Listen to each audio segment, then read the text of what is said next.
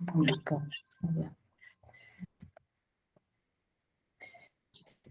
Du coup, comme c'est moi qui vais faire le partage d'écran, je vais couper la vidéo.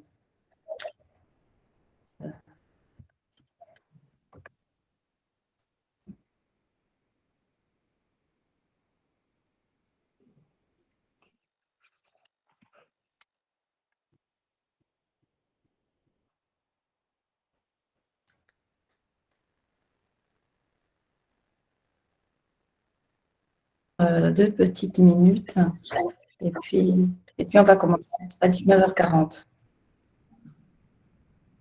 Laissant le temps aux autres brailles de se joindre à nous.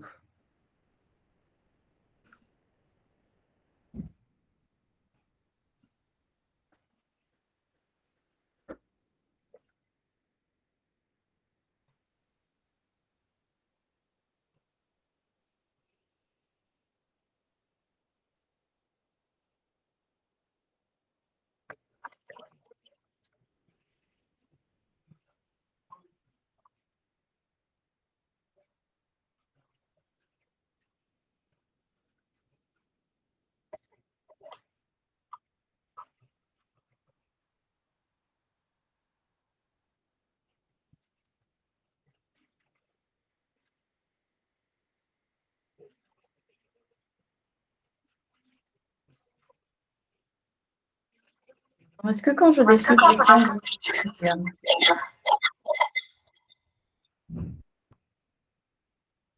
Il y avait un écho, on t'a pas entendu, tu disais? Je demandais si vous voyez bien le défilement de l'écran. J'ai l'impression que ça ne défile pas en fait. Ça n'a pas bougé depuis, hein. On voit le... Oui.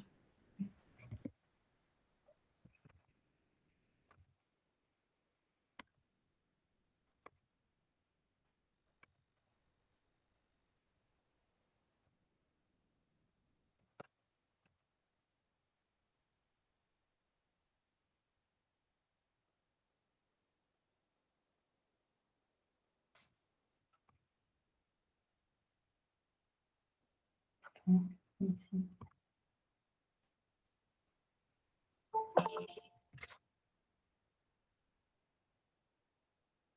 Okay. Ouais. Je ne sais pas comment faire pour mettre en diaporama. J'ai l'impression que quand je mets en diaporama, ça ne passe pas.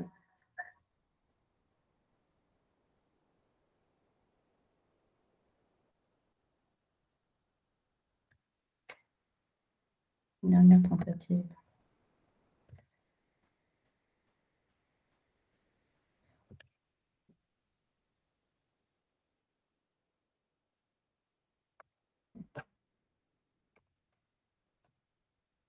Okay.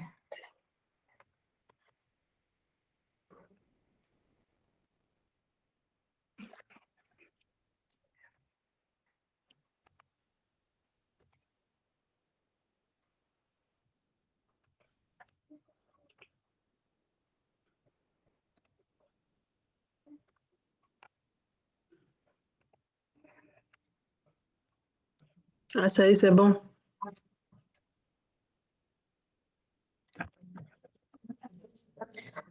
Bonsoir à toutes. Bonsoir. Bonsoir.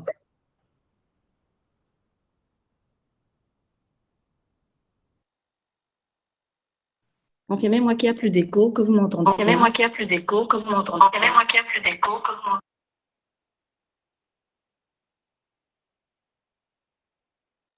Il y a un écho. Ouais, moi aussi, j'ai eu l'écho.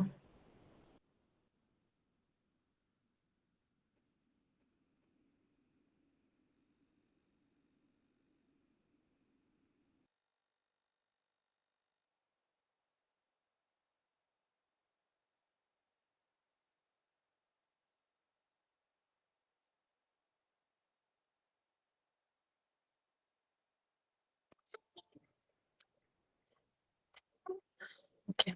Je pense que là, ça doit être mieux. Vous m'entendez bien? Oui, là, Parfait. c'est mieux. D'accord.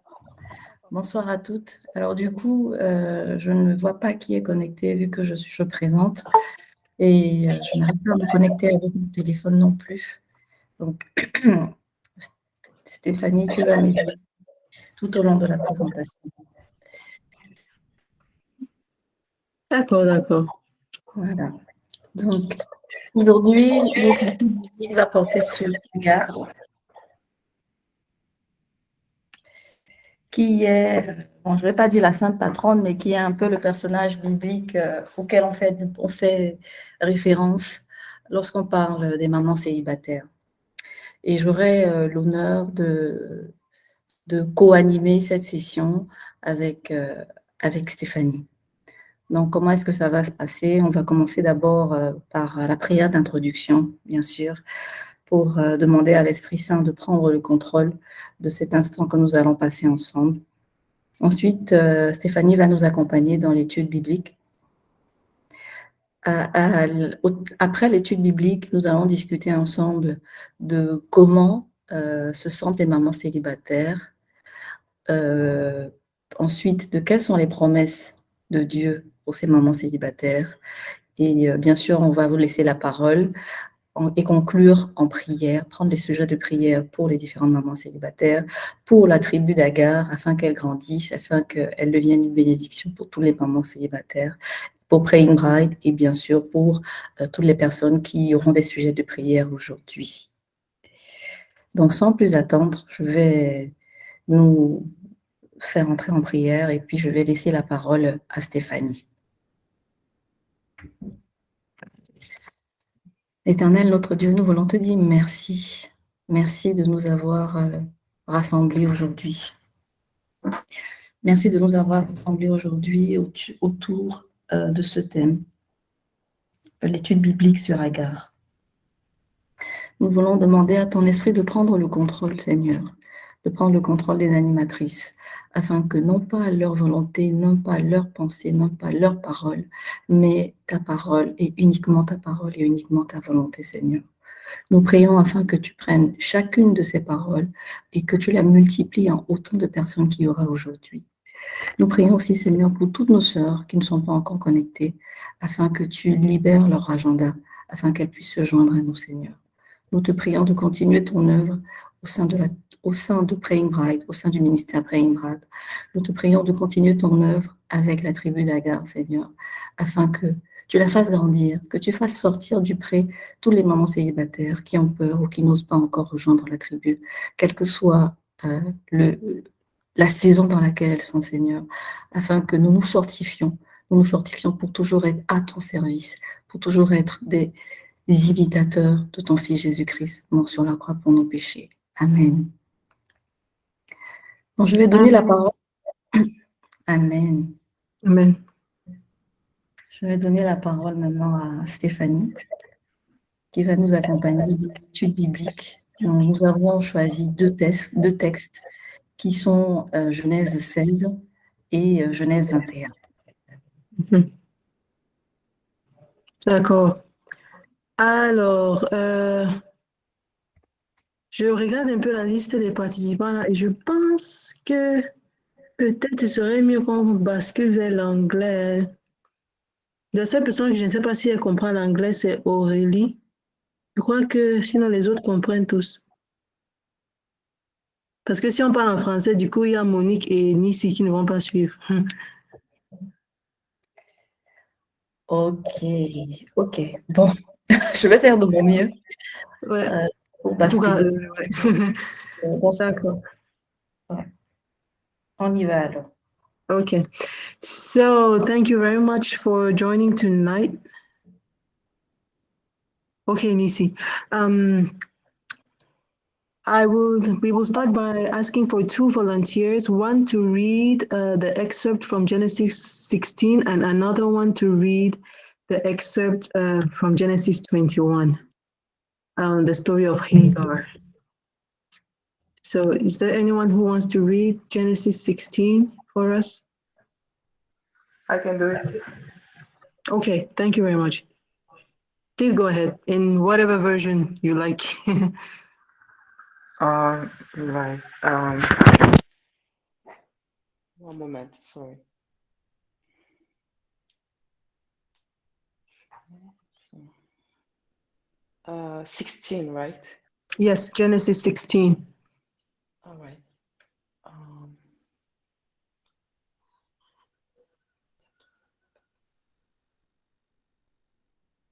I'm sorry. I'm just shifting to the English version since I'm not able to translate Bible.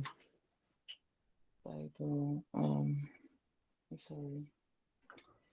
Voilà. Now Sarai, Abraham's wife, bare him no children. And she had a handmaid, an Egyptian, whose name was Hagar. And Sarai unto Abraham, behold now, Jehovah has restrained me from bearing. Go in, I pray thee, me from bearing. Go in, I pray thee, unto my handmaid. It may be that I shall obtain children by her. And Abraham hearkened to the voice of Sarai. And Sarai, Abraham's wife, took Hagar, the Egyptian, her handmaid, after Abraham had dwelt 10 years in the land of Canaan, and gave her to Abraham, her husband, to be his wife. And he went in unto Hagar, and she conceived. And when she saw that she has conceived, her mistress was despised in her eyes.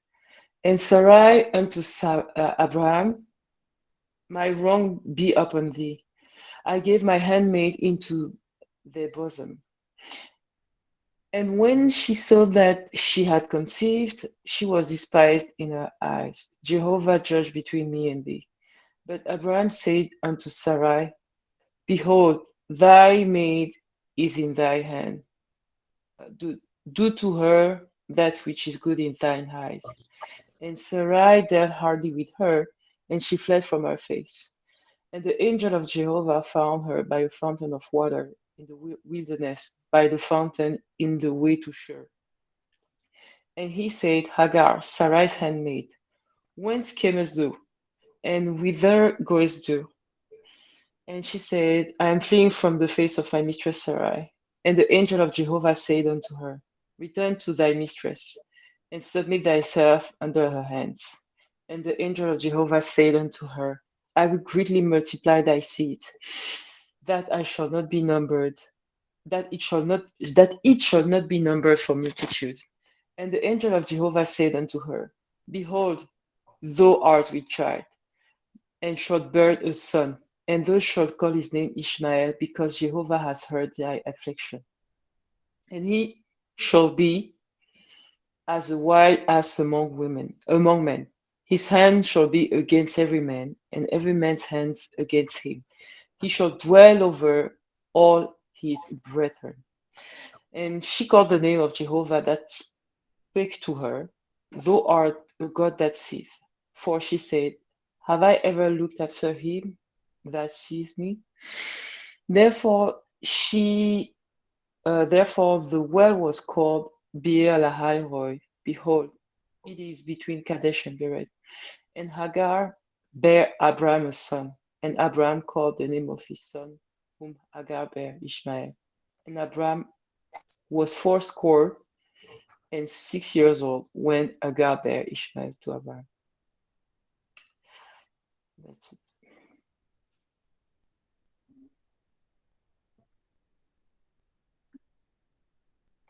That's the end of You are muted, the Stephanie. chapter. Oh, okay. Thank you very much, Candice.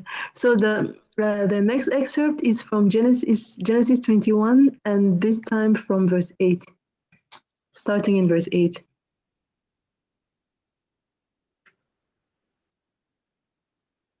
Is there anyone who wants to read? Verses 8 to 21. I can read. Okay, thank you. No problem. Genesis 21. 8. I'm coming from NIV. The child grew and was weaned, and on that day Isaac was weaned. Abraham held a great feast. But Sarah saw that the son whom Hagar, the Egyptian, had bore to Abraham was mocking. And she said to Abraham, "Get rid of that slave woman and her son, for that woman's son will never share the inheritance with my son Isaac." The matter distressed Abraham greatly because it concerned his son, but God said to him, "Do not be so distressed about the boy and your slave woman. Listen to whatever Sarah tells you, because it is through Isaac that your offspring will be reckoned. I will make the son of the slave into a nation also, because he is your offspring." Early in the next morning, Abraham took some food and a skin of water and gave them to Hagar. He set them on her shoulders and then sent her off with the boy. She went on her way and wandered in the desert of Beersheba. When the water of the skin was gone, she put the boy under one of the bushes. Then she went off and sat down about a bowshot away, for she thought, "I cannot watch the boy die." And as she sat there, she began to sob.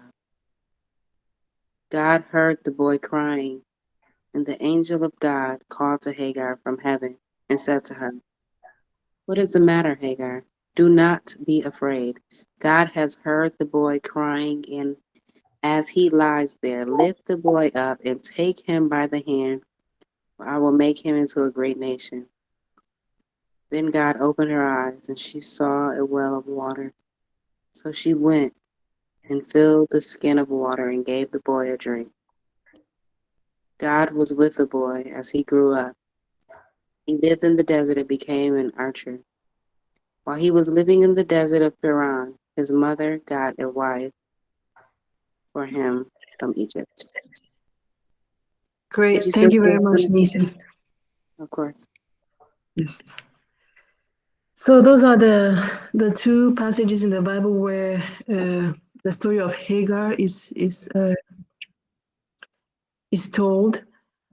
So who was Hagar? As we heard, she was an Egyptian slave who Abraham and Sarah got when they went to Egypt. Actually, Hagar is not her name because Hagar means forsaken, or from the verb flee, it means to flee or to drag away. So this name Hagar is like, it's not her name. It's not the name she was born with. It's just like a title, or I don't know how you call this, just a name that they developed to call her, to say, okay, the the one we got when we were running away or something like this. She is the mother of Abraham's oldest son Ishmael, and through Ishmael, she's also a matriarch in many Arab tribes. And this you can find in the Bible as well, where it's mentioned. So she's revered in Islam and also in Christianity and also in Judaism. So as we heard in the story, she was just there living her life, her slave life. I mean, nobody asked to be a slave. She became a slave, got taken back to Canaan from Egypt, left her people, left everything. And the only time when she gets any form of importance is when Sarah is desperate for a child. And so basically Sarah looks around and is like, oh, this one, she looks like a walking womb. Let's use her. So, I mean, it was common practice back in the day. So we cannot really say that it was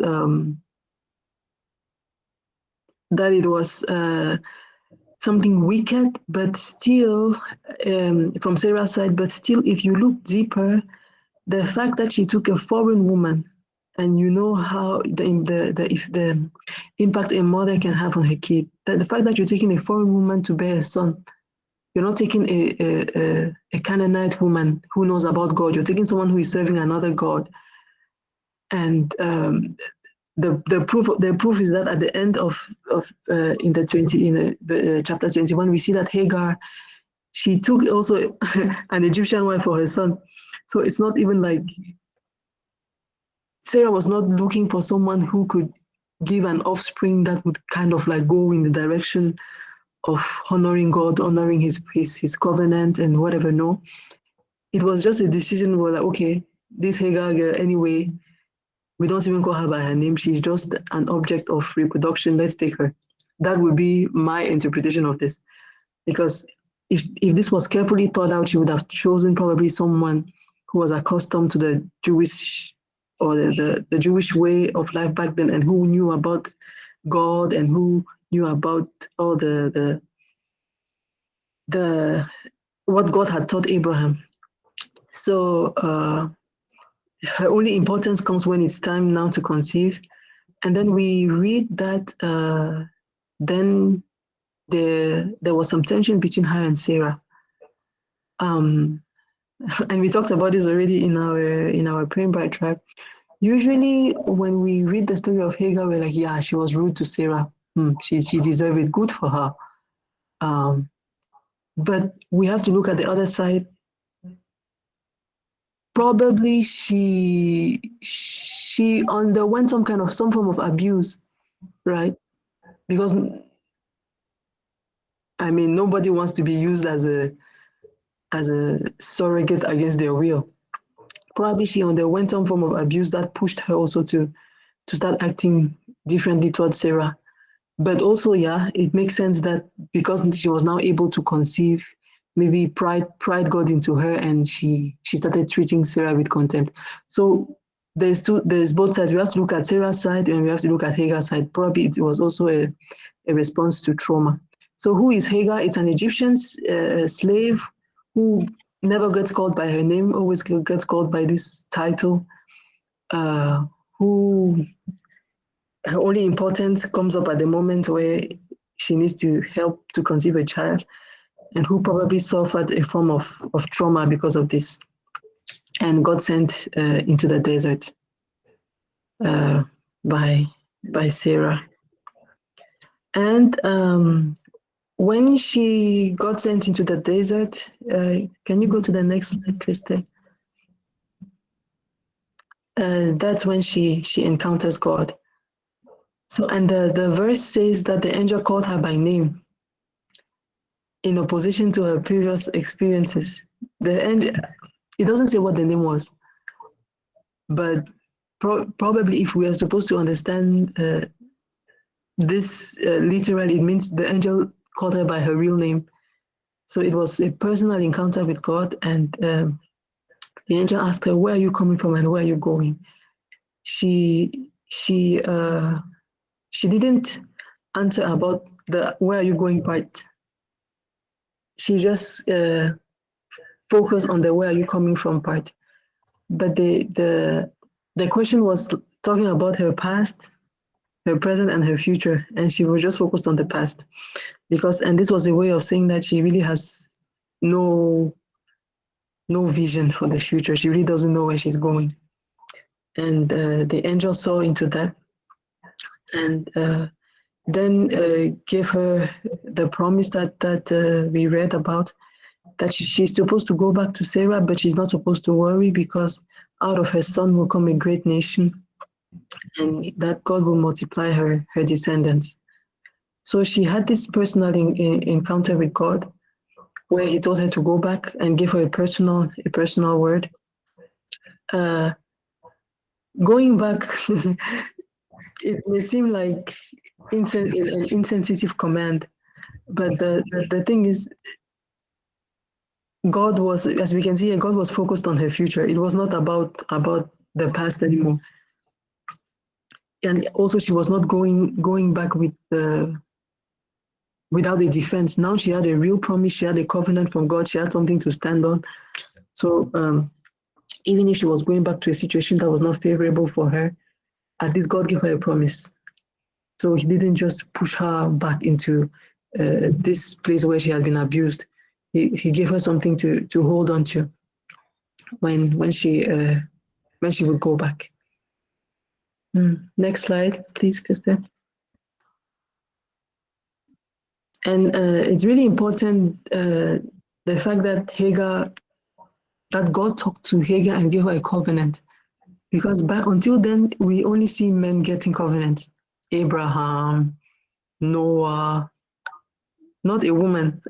And then all of a sudden we see Hagar, not a patriarch, nothing, a slave, getting a covenant from God. This is really huge because uh, it meant God really cared for her. God reached out to her, found her, knew exactly where to find her, knew exactly what her problem was, and knew exactly how to supply according to His riches in glory. Because He gave her a lot more than she could ever ask for. Like he could just have given the boy water and being like, okay, here's water, here's some food, bye, go back. Uh, yeah. But He gave her a promise that was going from generation to generation. So he, yeah, it was really huge that God would give this type of promise to a woman back then. And God gives her the name Ishmael for her son, which means God hears.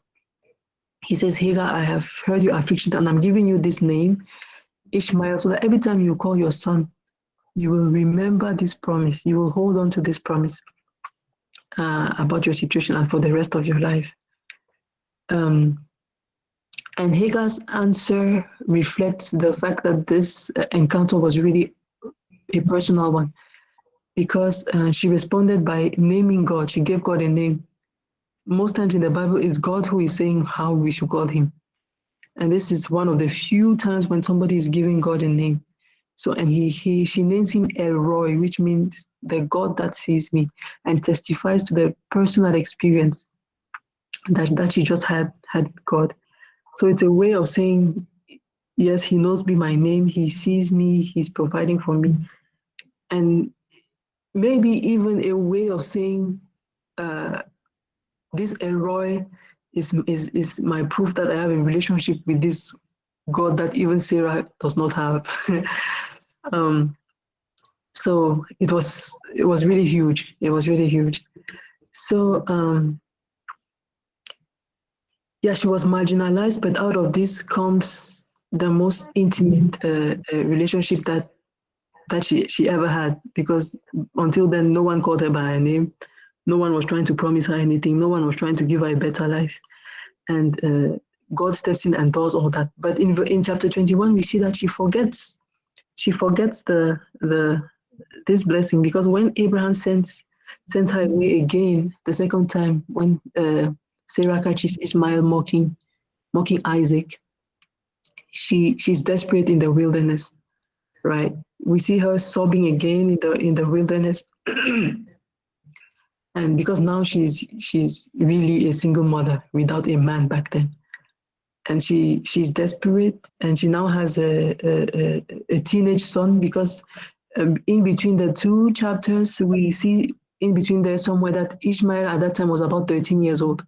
We didn't read that part, but he was about 13 years old. So now she has a teenage son, and we know how teenagers are. And she's on the street with no money, no man. She's thirsty, she's hungry. So she was probably despairing and crying like crazy.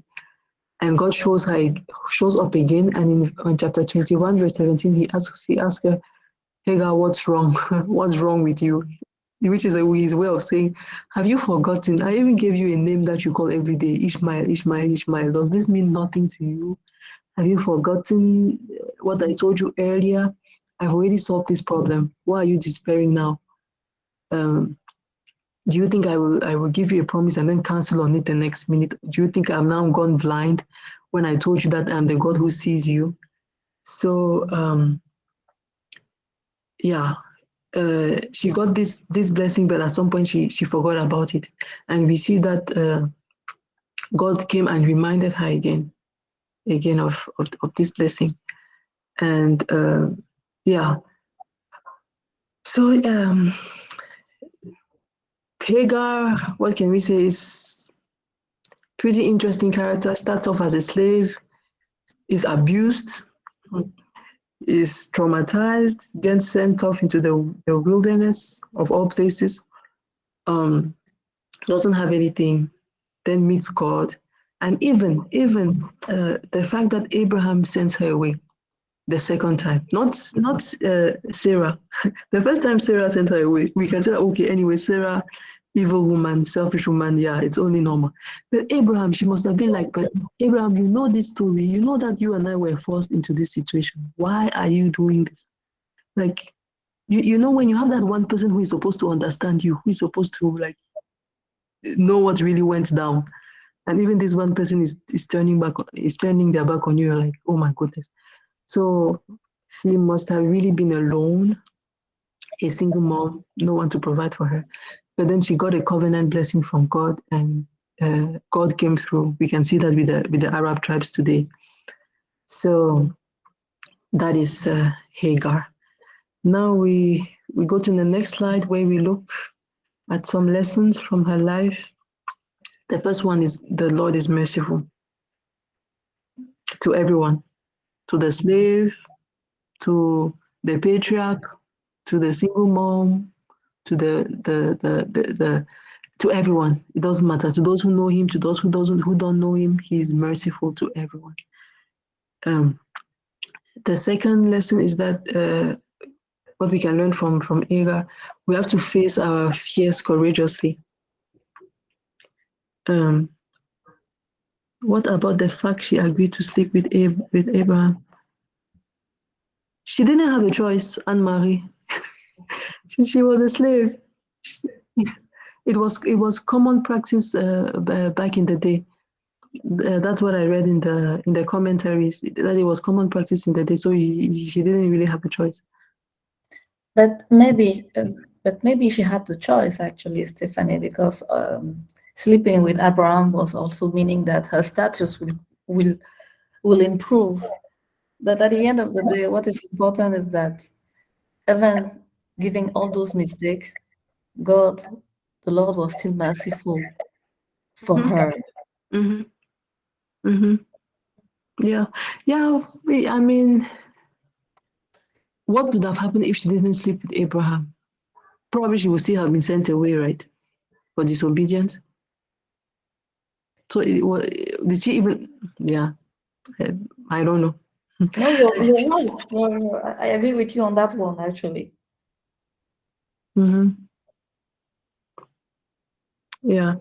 So God is merciful. I mean, look at Hagar. She's getting pulled into a story that does not even concern her. How is the fact that Sarah is unable to give birth her problem? She gets put into this story, and now her life takes a whole new direction. And yeah, but God is merciful. He sees everyone.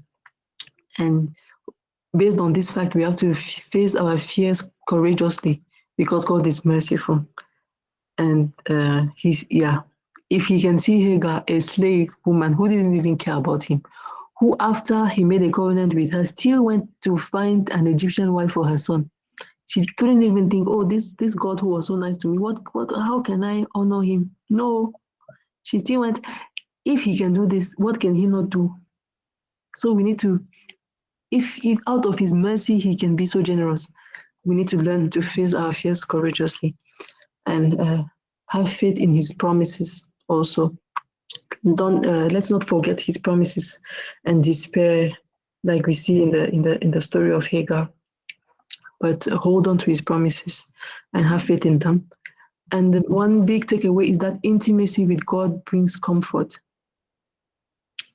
When we are going through tough situations like we see in the case of Hagar, if we take time to seek God out, to seek intimacy with him, he will show up and he will address exactly what our problem is, and he will provide according to his riches in glory. Another point, remain humble in your blessings. This is addressing the point where it says that when she got pregnant, she started treating Sarah with contempt. That was not good. So when God blesses us, we need to remember that he's the source of this blessing, right? There's nothing that we did to earn these blessings. It's because of his grace, and we need to remain humble in these blessings. Also recognize when we are wrong. I suppose this was why the angel told her to go back to correct this, to correct this, because it's not like God will come now and disrespected your mistress and did all these bad things, and now he will just reward you for also just like that. Sometimes God wants us to correct our mistakes. So when she went back, she probably had to ask for forgiveness from Sarah, even though she was abused, even though she was traumatized, even though probably for the rest of her life she was going to suffer the consequences of this decision that Sarah made. But probably she had to apologize when she went back. So we need to learn to recognize when we are wrong.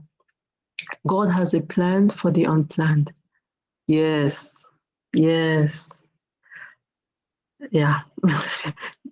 I think this speaks loud and clear. No, he did it. I mean, when we read what he told Abraham before, until then, nowhere did he tell Abraham, and you will take a slave, and you will have a child by a slave, and I will bless him. No, this was not his plan. But since they decided to take another route from his plan, he still made provision for the unplanned. And so God has a plan for the unplanned. Even when in our lives we go off the plan that God has, he has a plan for that unplanned path. And for that, we need to be teachable, right? Have a humble spirit, listen to him. He will show us the way. He will give us the word. He will be with us. So those are the lessons that we can take from Hagar's life. And now Christelle will take us into the second part. Yes, thank you very much, Tiffany. Maybe before we go into the second part, ladies, do you have any comment? Do you have any point concerning those two chapters, Genesis chapter 16 and Genesis chapter 21? You want to share with us concerning the lessons from Agar's life? Maybe not just Agar, maybe also Abraham and Sarah. Is it anything you would like to share with us? I would just like to say thank you guys so much for this. I've never looked at Hagar as a single mother before. I guess I never really even looked at her as a biblical figure to look up to, but you guys touched on such great points, and you made such good points about how the nation of Ishmael is still revered, and so is her name. So thank you guys so much.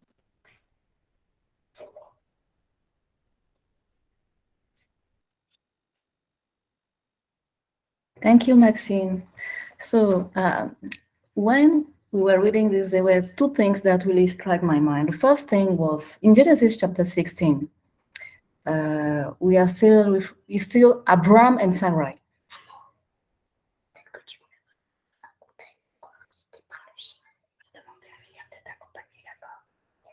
Okay, so in chapter 16, we are still with Abram and Sarai. We are like, okay, maybe this is their old self. We can understand why they can do such thing like trying to force into God promises by themselves.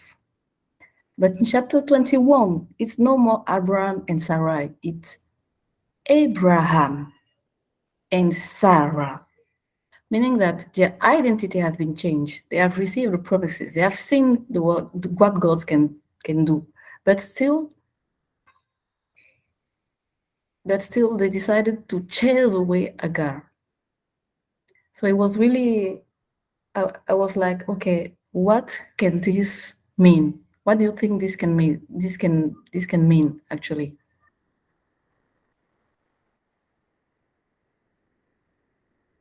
So Genesis chapter 16, we are still with Abraham and Sarai. It's the old man and women. Chapter 21 is the new man and woman, but they are going to show the same character actually.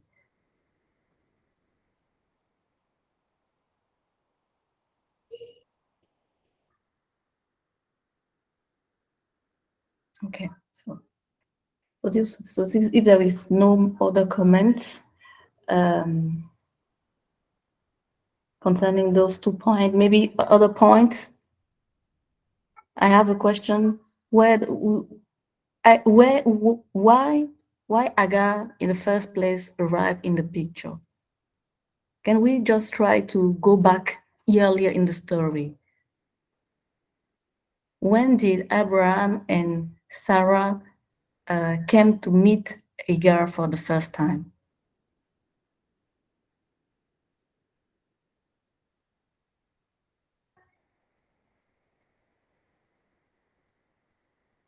Hello, can you hear me? Yes, we can.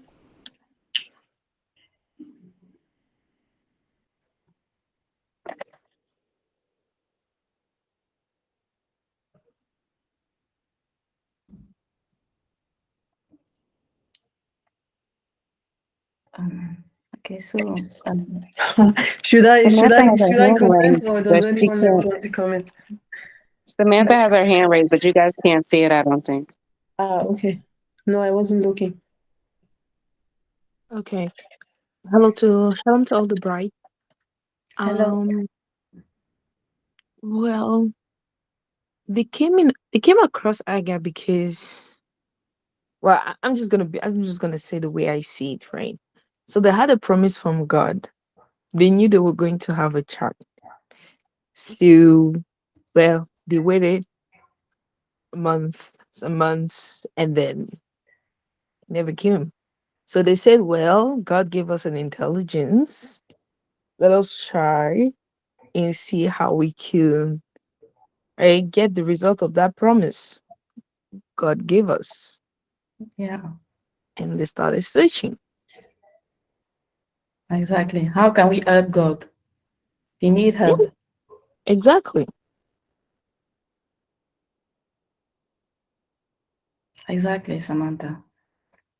And we can even go back further again because it started when I'm going to say it in French and then I'll try to translate in English. Donc, ça commence quand il y a la famine et que Abraham décide de quitter le pays dans lequel Dieu lui a demandé de partir. Parce qu'il dit, ah, si je reste ici, c'est vrai que Dieu m'a dit de venir dans ce pays, mais si je reste ici, je vais mourir de famine, moi et mon peuple. Donc, le voilà qui prend tout son peuple pour partir en Égypte. So, it's more likely that they met Hagar when they first went in Egypt. Et ce n'est pas tout. Quand il arrive en Égypte, que dit Abraham à Sarah? Il dit, ah, tu es tellement jolie. On ne sait jamais où. On peut me tuer à cause de toi. Pardon, dis que tu es mon frère. So, first, we have the disobedience concerning the fact that he left the country God asked him to go. Number two, he decided to say his wife is not his wife, but his sisters. Donc, lui-même, il met sa femme dans les bras d'un autre. I don't really know which kind of couple is this. The man considered that it's okay if his wife can sleep with another man. And later on, his wife also considered that it's okay if the man can sleep with another woman. So I find it kind of weird. Enfin, j'ai trouvé ça bizarre, if I can say so. And my conclusion is that all of this is the result of disobedience. Even if, yes, Lord was merciful and has, Stephanie said before, he has a plan for the unplanned. We can see throughout the story from the beginning the consequences of disobedience. The first was Abraham, the disobedience of Abraham, and then the one of Sarai, and then the one of Hagar. So all over the story, we can see that. But thank God, our God is so merciful that He does not give us what we deserve. Because if He will give us what we deserve, then maybe it will be death for all of us. So thank you, Lord, for your mercy. Okay, sorry, I cannot see what is in the chat. If there is no other comments, then I can go on to the next part. Well, I wanted to like add to what you said. But isn't well because it's very simple to say out of disobedience, but wasn't Sarah kind of afraid, maybe? Like afraid that well, God gave us a promise. And we all know, right? Like, well, men can do like babies anytime, any day. And this is me, like I know my age. Biologically, this is not possible. My eggs are maybe my I don't even have any eggs anymore, and I may be the issue here. Maybe I'm the one blocking God's promise, right? To to make it happen. So could it be that it was out of fear, out of logic, that she just thought like, okay, I may be the issue here. So let me help my husband fulfill the promises that he received. So she just wanted to like put herself outside of the promise and make it happen anyway. Not God's way, but make it happen anyway. Right. And yeah, and then that because how many times do we receive God promises and we want to make it happen anyway? What matters is the result. What matters most is the result. It does not matter how I make it, but the result matter anyway. Not thinking that, well, when he does a promise, there's kind of a transformation that he wants from us as well. Because maybe he was trying to teach Abraham and Sarah that guys should trust me anywho, anyhow. No matter where you are, no matter what happens, trust me. But she kind of failed the test because she wouldn't trust God anyhow. This is my take on that. Yeah, thank you, Samantha. You're probably right. You're probably right. And we are actually, even me, myself, starting with me, I am so often guilty of the same thing. You know what God tells you, and then you say, okay, let me help him. Maybe he's going to go faster, even if I know he don't really need my help. So yeah, you're probably I agree with you on that part.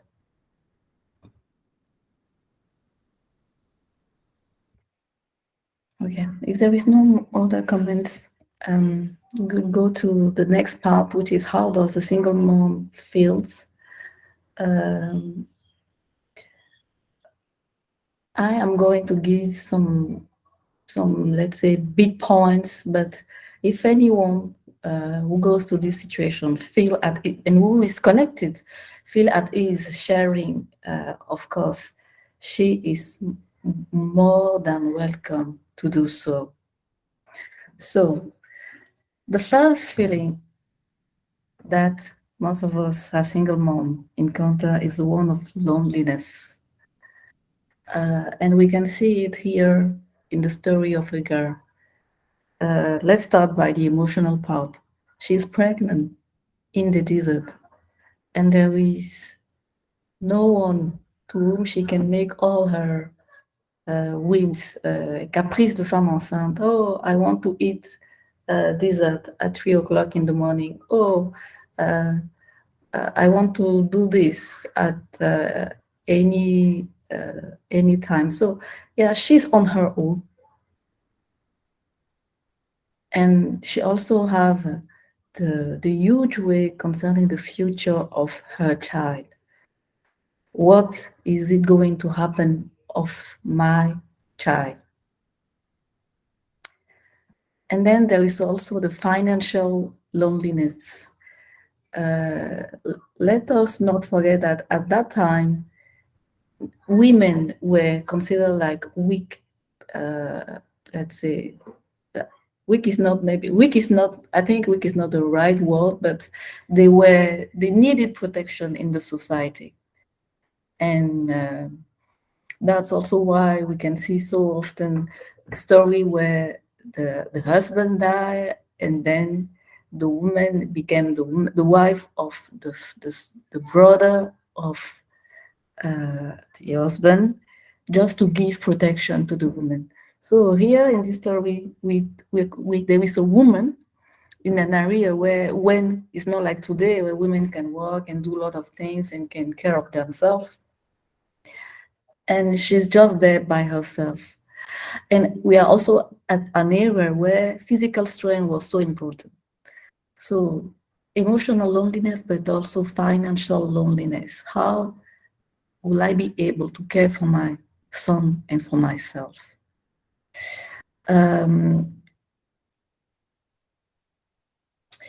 this financial part, in this loneliness, there is also the willing of the single mom to give the very best to her kids, and also to compensate the absence of the other parents. We do not want the child to miss any material things or even any emotional things that other two parents' kids do have. So we always want to give them the very best. And sometimes some of us can go to some extremity, like going into debt, to give the very, very best to the kids. On the financial aspect as well, it's not easy to take charge of any basic expenses with only one income. With two income, it's already difficult, but with one income, it's even more difficult if the other parent is not paying for childcare. So childcare in general, if you have childcare, then that's good. But most of cases, in many cases, the single mom do not have the benefits of childcare. Yeah. So that's the first one concerning the loneliness, the emotional loneliness, the financial loneliness of the single mom, and also some kind of the social loneliness, because there is really no anyone. There is no one to protect her. We have to be. How can I say it? In Africa, in general, being married or being with a man or being in relationship with a man, it's kind of a protection, or it's kind of considered like a higher status than being a single mother. Yeah. So there is also this social stigma, if I can say so. Then the second feeling is the fear and anxiety. This is something that many single moms have to deal with. The fear of what will I become? The fear of what will my children become? Especially when we understand all that we understand concerning single parent family. Yeah, kids from a single parent family, they have less chances in life than the one with two parent family.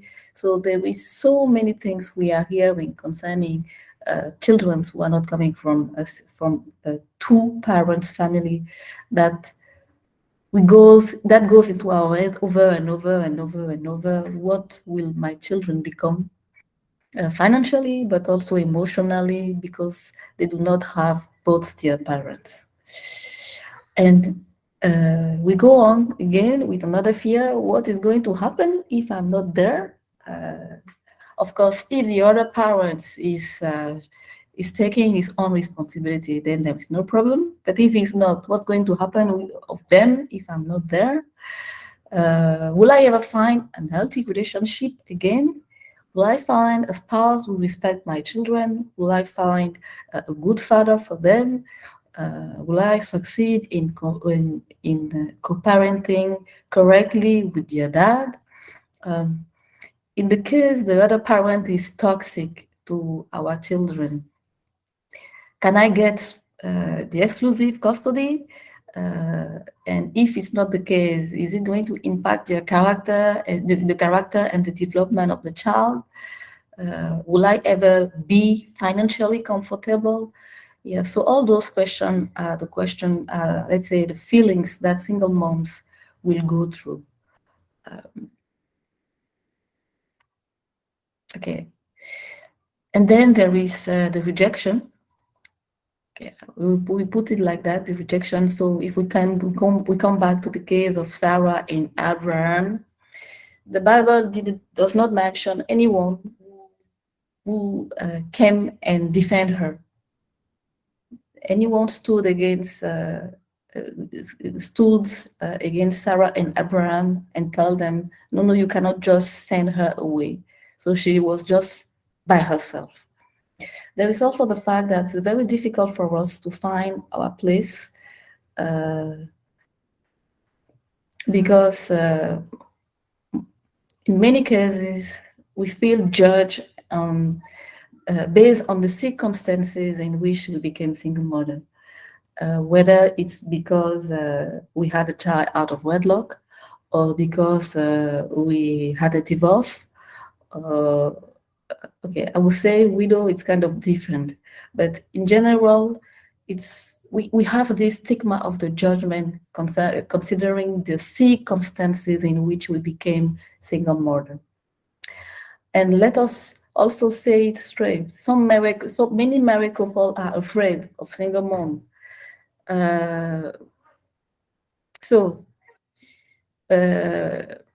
Women will say, I don't want married women will have this idea that, okay, I don't want her to come close my husband. We never know she's a single mom.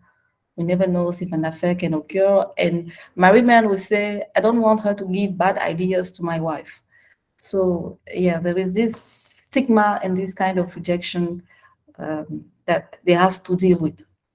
Of course, there is guilt and shame because we already blame ourselves for the circumstances in which we became single mothers. We blame ourselves also for inflicting all of that to our children because we consider what we dream of when we were younger. It was a traditional family for our kids. So blaming ourselves for not giving them this opportunity. Sometimes also there is all this shame about not being able to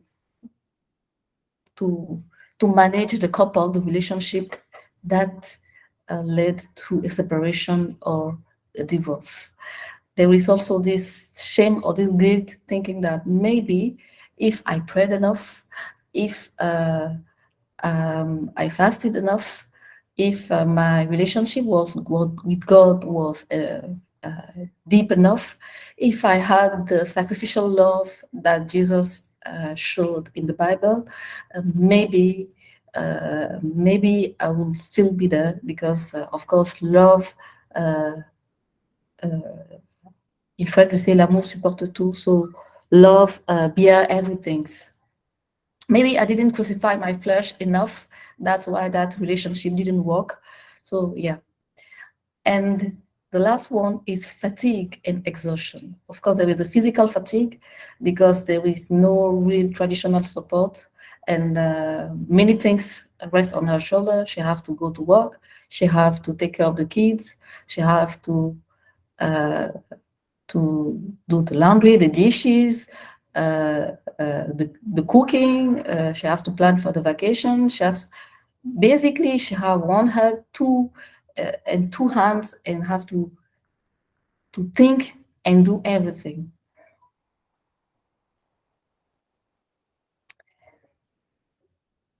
And also there is the emotional fatigue to also have to manage all those things. And there is this idea that we feel we cannot do more or we cannot dream more than what we already have now because it may impact the future of our child. So we are more likely to take less risk, to less go out of our comfort zone for fear of impacting our children or adding another failure after failed relationship. So that is concerning how the single mom feel.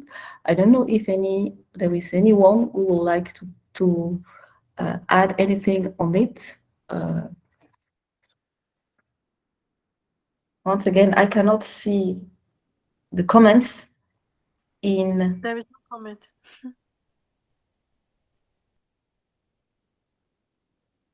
There is no comment. Yeah.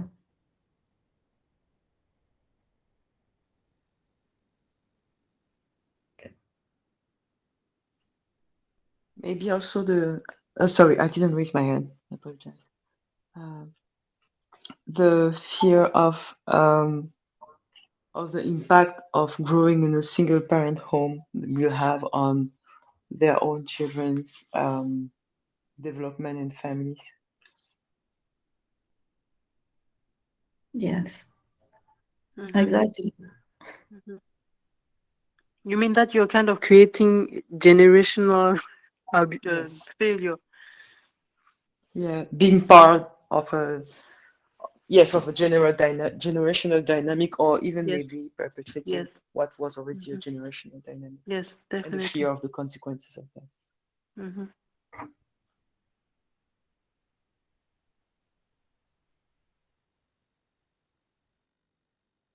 Yeah.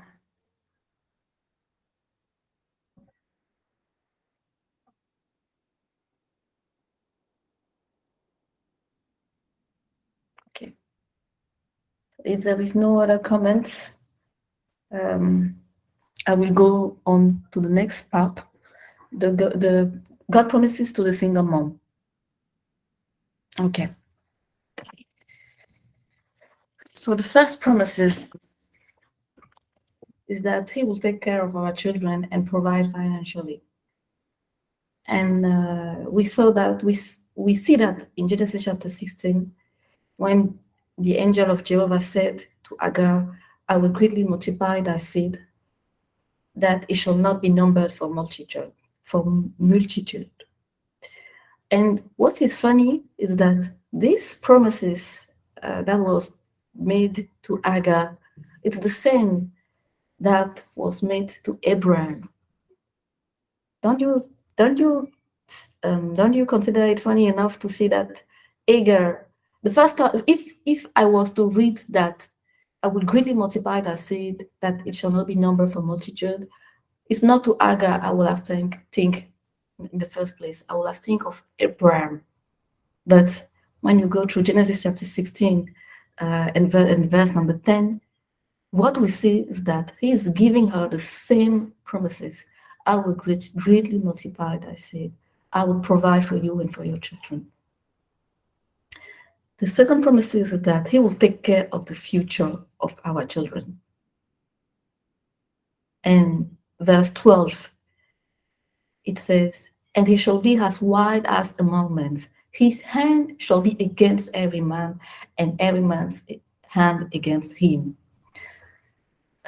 We were talking earlier about the fact that single mom fear all the stigma about their kids being raised in a single home, a single parent family. Maybe he's not going to do anything of his life because he grew into a single parent family.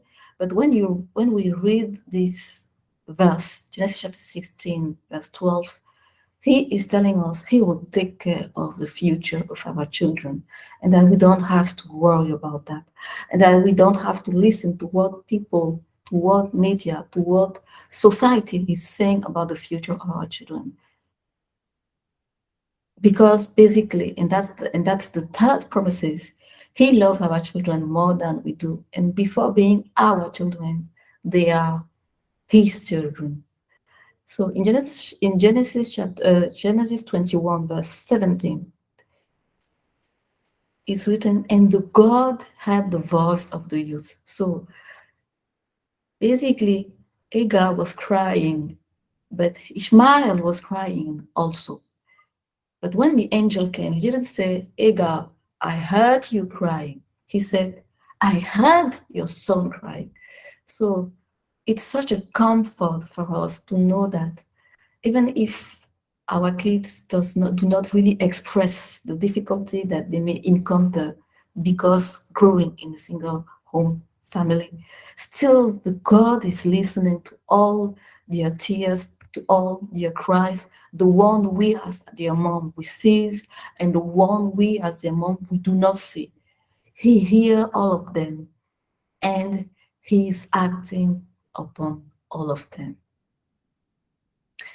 And the third purpose is even when we will forget all his promises, he will come back and remind us of them. And that's what we see. In Genesis chapter 16, he already promises to Agar that he would greatly multiply her seed. In chapter 21, she's in the desert, she's thirsty, she's hungry, and she sees nothing but death for herself and her son. But she already had the promises, and she had the time to forget the promises. God is so merciful that He came back to remind her. Remember, I told you this. I came back again so that you can remember that I cannot forget you. And what I said, I will do. What I said, I will do. Wake up and walk, because you will not die, and your son will not die. So the next promises, so those three promises was directly in line with the chapter we just read, Genesis 16 and Genesis 21. But all of it in the Bible, there are other promises to the single mom. Yeah. So number one is you are not alone. You are not alone.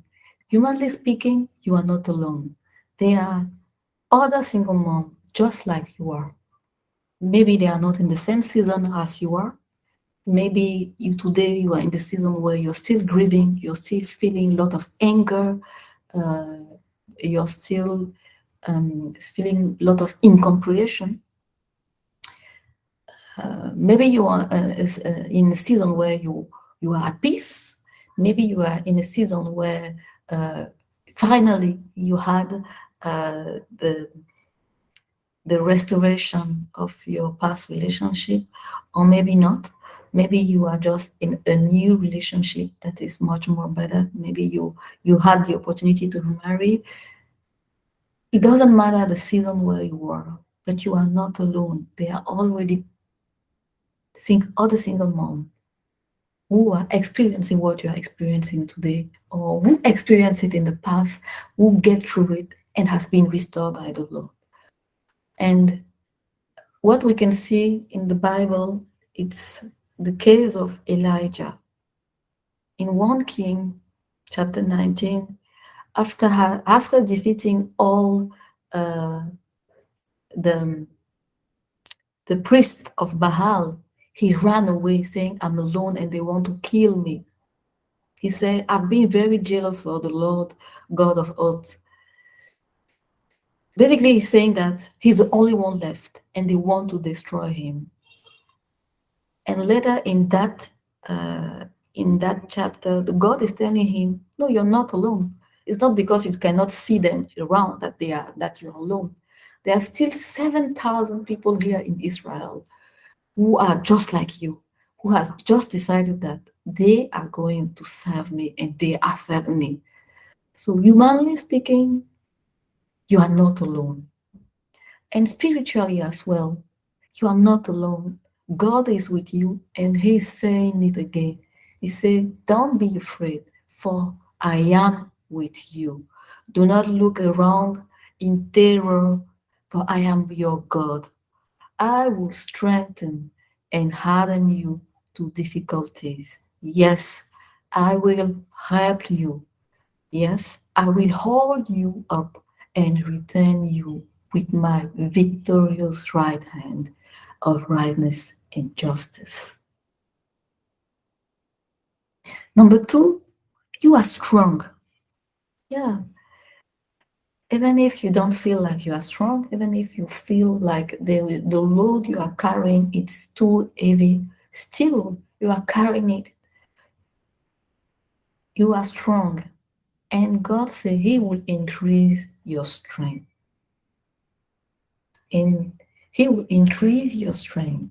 And basically, if we go to Isaiah 40, verse 31, He's coming back to that verse where He says, young men shall feebly stumble and fall exhausted, but those who wait for the Lord,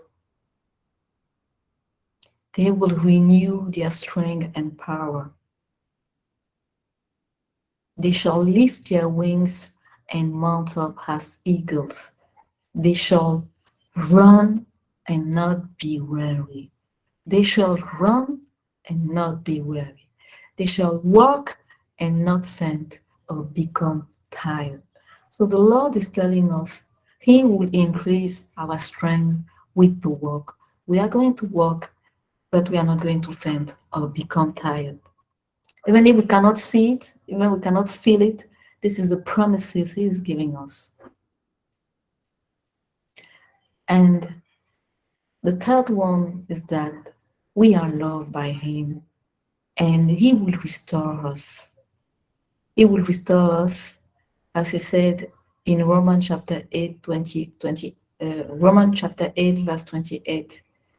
Toutes choses concourent au bien de ceux qui aiment Dieu. He have a plan even for the unplanned, and He will turn all that was considered like mistakes or like errors for our better good. And last but not least, our children. This is a promise to all the single mom uh, who consider themselves the only parents trying to instill faith to the child. Even the Lord is saying that our children are sanctified by the faith of the parents who knows God. So that was for the promises to the single mom. I don't know if anyone want to add something else or has any comments regarding this.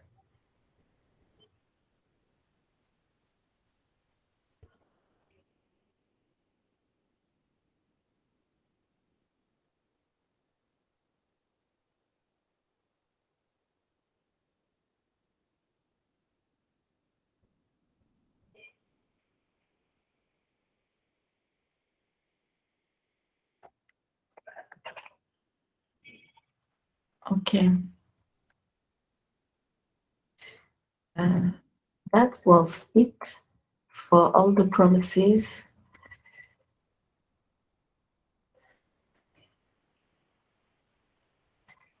So the last point, maybe I would like to give I would like us to share if you have any other tips, advices for single mom.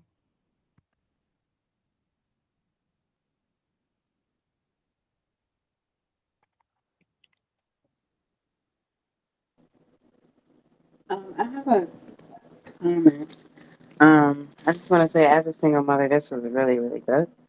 Because a lot of times it feels like we're so far out of the will of God, because of our circumstances. Um, but I mean, even people who have had traditional kids a traditional way can still be out of the will of God, as we've seen in the story of Abraham and his wife. So um, it was very helpful to hear these words. Also, if it wasn't for a lot of people from churches when my child was young, helping me so much, inviting me to different events in their homes, and giving me the support that I didn't even know I needed, it was just really, really helpful to me. I now make sure that I am that for other people. So I've been a foster mom. I have raised, nieces and nephews when their mothers couldn't And I find myself trying to go above and beyond for the fatherless because that's what God wants us to do. And I would have not known how important it is if people were not there for me and how it made me feel.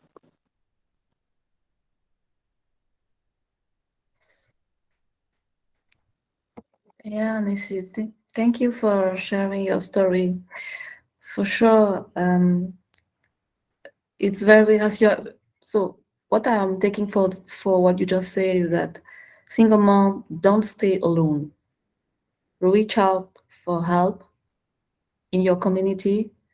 Um, Reach out for help with your friends, with your family, in your church. Basically, did I summarize it well, Nisi?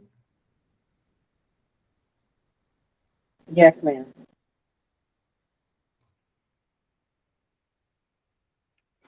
Yeah, and I think we can. I think we can also say those who have a single mom in their entourage also reach out in and find out how you can help. Yeah, I think oftentimes we think because we are single moms we can't help. We're struggling, but I remember the widow who was able to feed Elijah, and God made a way for her to never run out of food, bread, her last meal to her. So we can always give help to someone. So I single women too.